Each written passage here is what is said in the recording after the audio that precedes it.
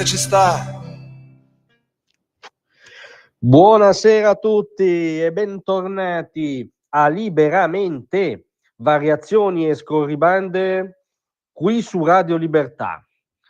Allora ne parliamo una volta bene, perché non vogliamo cadere nella trappola, nello stillicidio quotidiano che ne sta facendo un argomento politichese, di tattica di palazzo, di specialismo e tecnicismo delle cronache e dei retroscena politici. No, il terzo mandato, se preso sul serio, è semplicemente un grande tema di democrazia. E partiamo dalle parole che ha rilasciato oggi il vice premier e ministro dei trasporti Matteo Salvini in un'iniziativa politica a Foggia.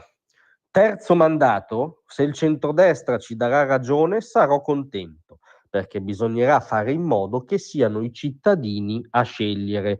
Questo è il punto di sostanza ineludibile, soprattutto per una coalizione che ha diciamo l'impianto valoriale del centrodestra. Cioè, quello che non si riesce a capire è perché, se i veneti vogliono rivotare in massa Luca Zaia, ma di più perché, se i campani vogliono rivotare in massa Vincenzo De Luca, di cui chi vi parla non condivide nulla politicamente, perché non sono liberi di farlo?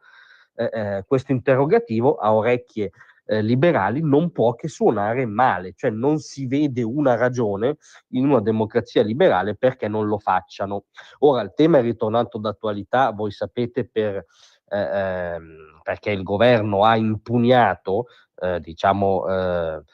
sull'onda di un'iniziativa di Fratelli d'Italia seguito da Forza Italia, l'allungamento della legge provinciale effettuato dalla provincia autonoma di Trento, che appunto allungava il limite dei 2 mandati. Qui c'è un elemento ulteriore, diciamo, che stride politicamente, perché, come ha fatto notare Maurizio Fugatti, l'attuale presidente leghista della provincia autonoma di Trento, fin la Corte Costituzionale, quando bocciò l'ipotesi di terzo mandato riferita alla Campania nella fattispecie, chiarì che quel provvedimento non riguardava le regioni a statuto speciale come il Trentino, e quindi a ruota la provincia autonoma di Trento. Quindi sembra che qualcuno nel centrodestra, nel governo, sia più realista del re, sia più zelante della stessa Corte Costituzionale rispetto al niet assoluto, alla possibilità di un terzo mandato per, ricordiamo, governanti di prossimità che hanno un legame diretto con i cittadini elettori e, nel caso venissero eletti, un comprovato consenso popolare. Ora che ci si venga a dire che i governatori di regione o di province autonome, o insomma queste figure in ballo, rappresentino un problema di concentrazione di potere nel paese in cui ormai si è sdoganata una bizzarra ibrida forma di monarchia repubblicana, per cui per la seconda volta si è raddoppiato il settennato del Presidente della Repubblica, che è il capo dello Stato, cioè la figura istituzionale e fin simbolica massima della nazione, no? Sia Napolitano che Mattarella sono stati rieletti per un accordo tra partiti in Parlamento. È un paese che sempre in Parlamento annovera onorevoli senatori che sono in Parlamento dagli anni 80 o dai primissimi anni 90, e che, a maggior ragione, se sono bravi, avranno sicuramente coltivato una legittima rete di potere in questi decenni. Viviamo in un paese in cui molti ruoli apicali del cosiddetto deep state, i boiardi di Stato, sono incarnati più o meno da una stretta cerchia di persone che se li rimpallano e che ricoprono varie cariche,